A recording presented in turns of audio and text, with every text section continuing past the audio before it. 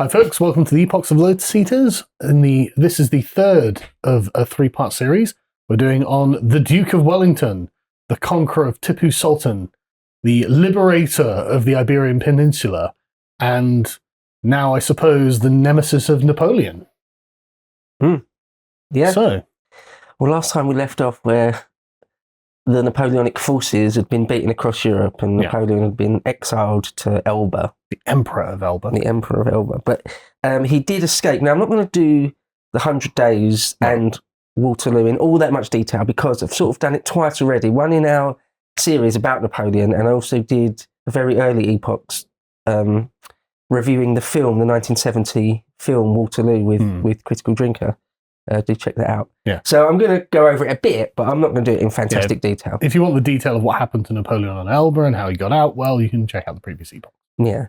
Needless to say, he did escape from the island of Elba in the Mediterranean, came up through France, turned a lot of his marshals, including Soult and Ney, to come over to his side. Will you shoot your emperor? And and the Bourbon king, was it Louis XVIII, fled France, and so we get the showdown at the field of Waterloo, which is just south of Brussels. So Napoleon decides he needs to march on the coalition forces or the British forces that are in Belgium.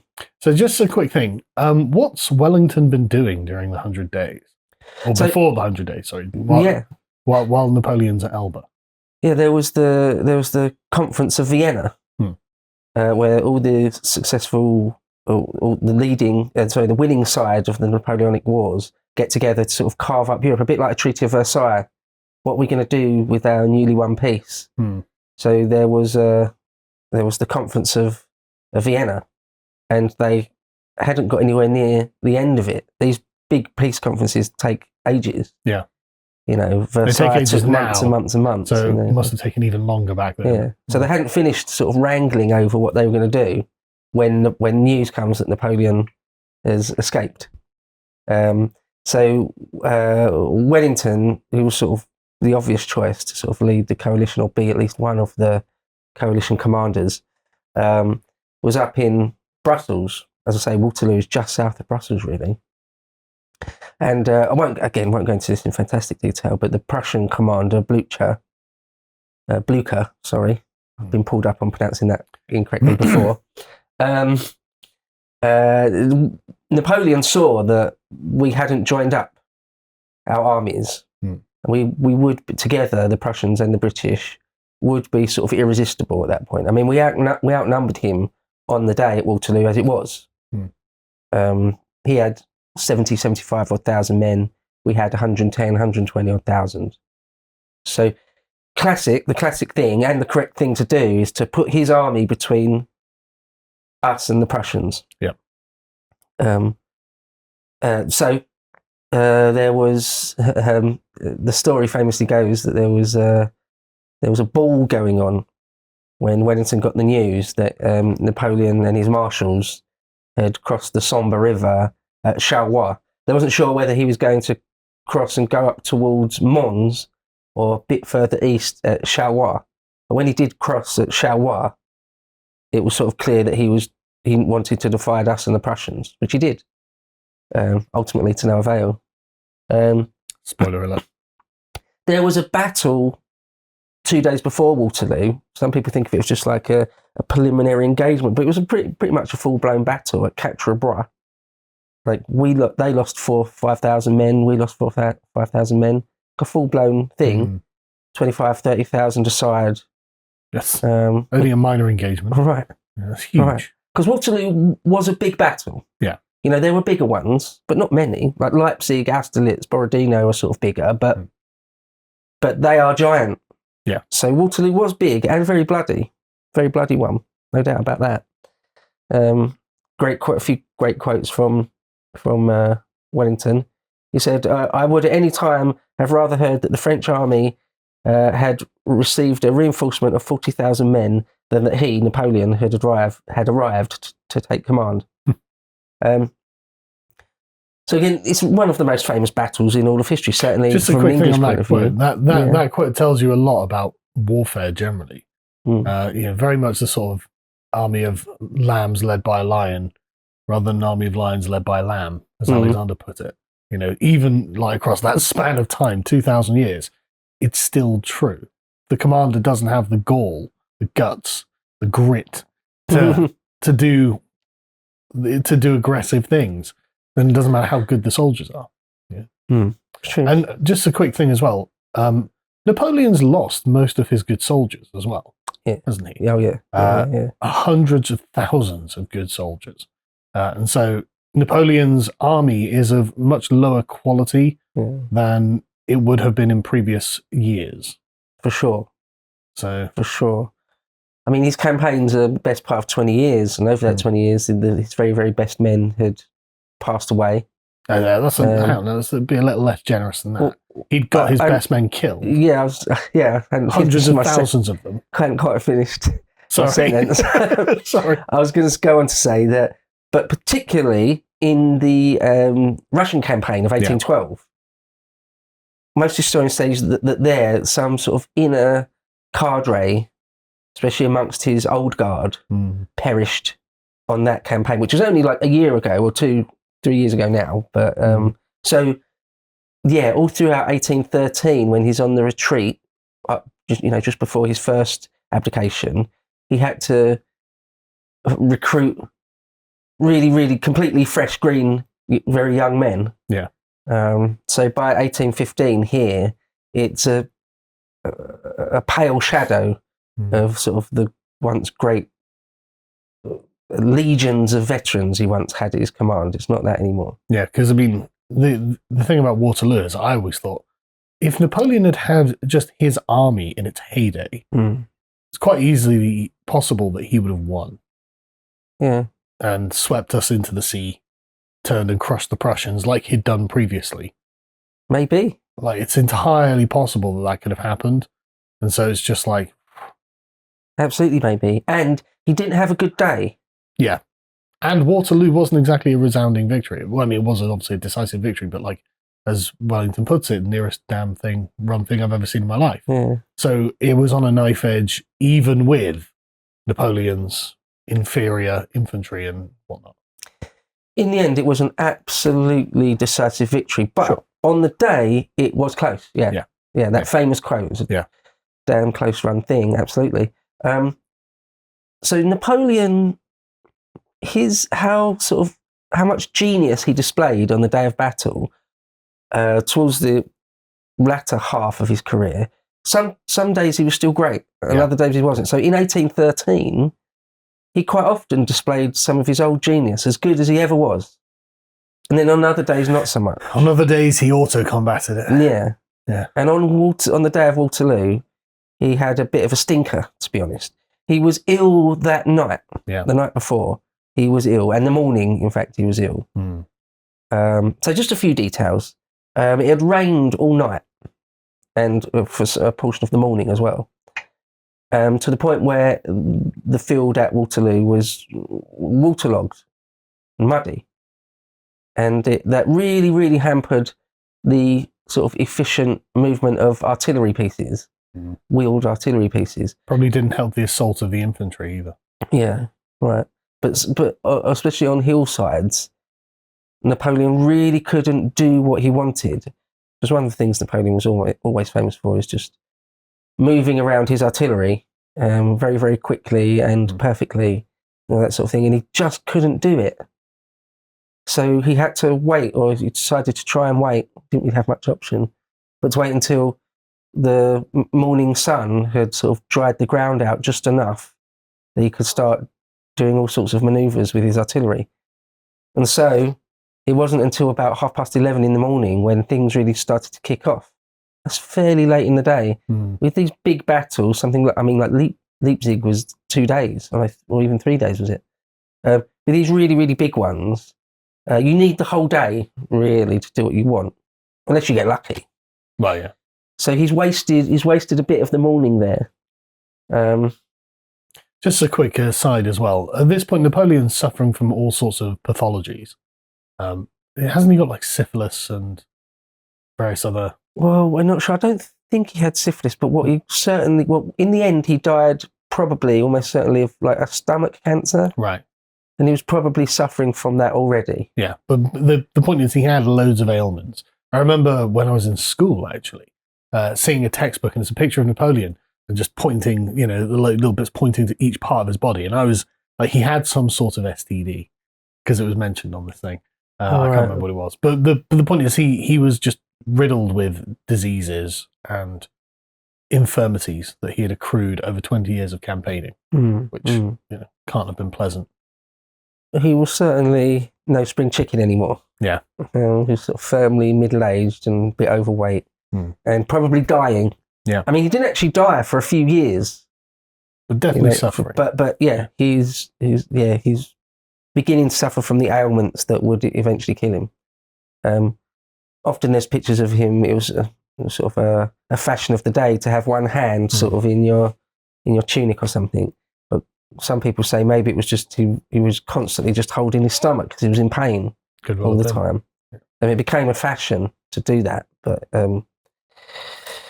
anyway, so again, just to sort of, I don't want to do Battle of Waterloo in fantastic detail, but to say there's like a couple of villages in the no man's land between the two lined up armies.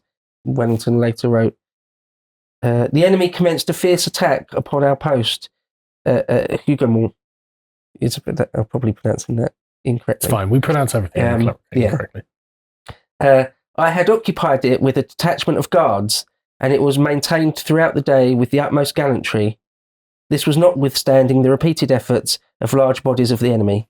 So Napoleon threw thousands of infantry at it and effectively ultimately failed to take it. So again, he sort of wasted the whole morning, because now it's midday, or it's 1 o'clock, 1:30.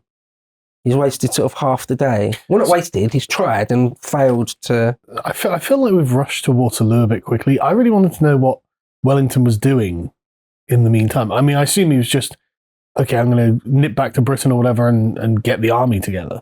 Like, what was his preparations prior to Waterloo? Well, as I say, there was the Congress of Vienna, so he was personally in Europe anyway. Yeah, right. And there was all sorts of... But did we have an army? I suppose we had an army on the continent. Yeah. Right. And so he just takes that army. Yeah. Right, okay. Yeah. When we'd heard that Napoleon had escaped, and he starts his travel up through France, because he lands on the French Riviera at the very bottom of France and travels all the way up north.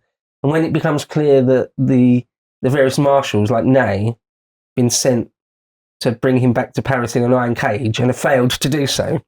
But while all that's going on, his closest companions would have defected to his side and not this puppet king that we've installed. Yeah, I know, it's ridiculous. Because it takes him about 3 months to do all this. It's not that quick. Like I say, 100 days. The 100 days more or less effectively ends with that Waterloo. Yeah. So there's a 100-day period there. So in that sort of 3 months or so, we gather our forces, and we know he's coming north. We know he's obviously going to march on Paris. So we coalesce our men in Brussels or in Belgium. Right. Wellington comes back from Vienna to Brussels, because also, it's a classic thing, we know that if for whatever reason we forced us out, we're probably from Antwerp. Right. We'll probably bounce back to England if he does something brilliant. He never did. But he might have done. You're right. Yeah. So that's really what he did. We knew it was coming. Right. He'd been in Paris for a while. He got to Paris, reinstalled his monarchy, formed a government, and then marched north to Brussels. So we sort of know it's coming. We absolutely know it's coming. Like I say, 100 days is a fair bit of time, actually. It's not like he escaped Elba and 2 days later he's in Paris. 4 days later he's trying to attack us at Belgium. No, it was Okay. That's really... so by 1:30, on the day of the battle, Napoleon decides to try and force the issue at Le Haye-Saint, the second village. And he attacks it with about 16,000 infantry, a full-blooded assault. Doesn't actually quite take it, but he completely surrounds it and nearly wipes out the garrison there and pushes on forward towards our line. And that's quite a dangerous moment. All the historians of the battle feel like if that had pushed through, we may well have been in trouble. It's at that point when Wellington decides to unleash his cavalry, or the Scots Greys, where they quite literally ride grey horses. And it was a sort of very famous, there's a famous painting of the charge of the Scots Greys. And they do send the infantry packing there, but Napoleon counters them with his lancers, the French cavalry. Or, well, Napoleon said, quote, "Those terrible grey horses, how they fight." But what they did the classic thing, centuries thing, of they push away this infantry attack and become drunk on that victory. Chase after them? Go straight, try and crash straight into the main French lines and get cut to pieces, essentially. A retreat is called, but a lot of them are cut down during that recall. And so, yeah, the last giant great cavalry charge, not the last one, they're still cavalry charging World War One, I think. Yeah. But the last giant one ever done. So, I mean, this is probably like 20,000 men or something, right? Yeah, it was loads, thousands and thousands of horse. Yeah. And it sort of fell foul of the thing you always worry about your cavalry falling foul of. It just did it again. It's like, how many centuries do we have to have before the cavalrymen will learn? Yeah. They just never learn, basically. Cavalrymen essentially, not all of them always, but often was the case. And it's always notable when it doesn't happen. Yeah. Like at Calais or Alexander at Gaugamela and things like that. These are actually, but they're always battle-winning maneuvers. If you can bring your cavalry back, you've won the battle, basically. Quite possibly, yeah. Well, sometimes if the cavalry charge of heavy horse is truly irresistible and they start rolling up a flank, then again you've won the day. Yeah, so it's not... Like a hussar charge. Yeah. So again, there are many, many books written about Waterloo. It's one of the most famous battles of all time, certainly if you're an Englishman or European, Western European. So you could go into it in crazy, crazy detail, but as we've already done it a bit, I'll sort of skate over a bit. One thing to say is that Napoleon, in the middle of the day, feels ill and goes and has a bit of a snooze. Yeah. Goes into a barn behind the lines and sleeps for a bit, an hour or so. And during that moment, Ney, who's the head of the cavalry, thinks he sees a chink in our line, or is fooled into thinking that, and orders a giant cavalry charge against us. But Wellington has done that classic thing where the main body of his men are behind the ridge. So when the cavalry get there, they're actually confronted with lots of squares. Yeah. Most people know what squares are, but I'll put an image up so everyone can see exactly what it is. Solid ranks of infantry who have their not pike, what is it? The bayonets. Facing forward, so the horses won't charge into them, and then they're at point blank range, so they can just get blasted. So the square, by the early 19th century, the square was a brilliant foil against cavalry. Yeah, it was really good. It was extremely, extremely rare that cavalry, by the early 19th century anyway, would break into a well-formed, well-ordered square and break it apart and kill them all. And when it did happen, it was memorialised in song and poem. Right. So in the Peninsular War, the British cavalry did do it to the French like once or twice. And again, it was sort of incredible. It's like, wow, you actually did it for once. Yeah. So it's not like it never happened, but it was quite rare. And what a great line from Wellington around this time of the battle. He said of Napoleon, "Damn the fellow, he is a mere pounder after all." So he thought or hoped perhaps that Napoleon might do something sort of truly unique or imaginative or something, and he just didn't. Again, he didn't have a good day. Yeah. Old Boney didn't have a good day that day. Yes, they go have a lie down. But I mean, he probably has stomach cancer, so, you know. Yeah. I think he'd been up most of the night before in pain, so he was very tired. And, well, anyway, when he gets back, you can't believe what Ney's done. So what happened to the cavalry, Ney? Well, half of it got massacred. Yeah. Called a giant charge. Thought we could do it. You had one job, not to get all the cavalry massacred. Yeah. I'll leave you for 1 hour, and what do you do? Yeah. Wellington himself had multiple horses shot out from under him. and was everywhere. And nearly everyone on his staff, I think nearly everyone on his staff was either killed or wounded because he insisted on being right at the front to be able to see everything with his own eyeballs at all times and issue orders himself. King micromanager must micromanage everything, even in the heat of the battle. Yeah. He was definitely within range of cannons. A couple of times during that portion of the battle, he had to take refuge inside a square himself. That's really, he's really close, really. Anyway, by about 6 p.m, things are becoming a bit worrisome from the French point of view because the Prussians have turned up. Yeah. If he's going to win the day, he needs to win it right now. Yeah. So at one point, he decides to send in the old guard, the last giant push of, hopefully an irresistible push of infantry columns. And but Wellington's already figured out how to beat columns. Yeah, it just doesn't work. And he had a lot of men sort of laying in wait for them, essentially. He said, the enemy made a desperate effort to force our centre near the farm of La Haye Sainte again.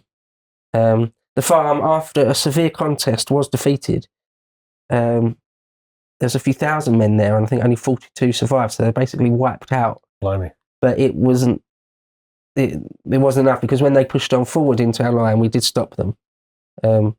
Great line, Napoleon, Wellington said, night or the Prussians must come. He knew that without the Prussians' help, Napoleon could have pushed him off the field. But when the Prussians did arrive,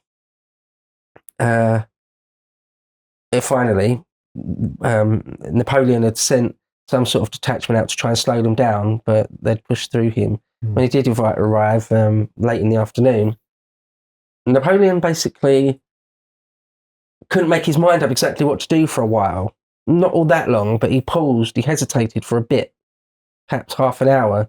The historian Richard Holmes, the late great Richard Holmes, said, quote, half an hour's doubt was undoing a lifetime's achievement.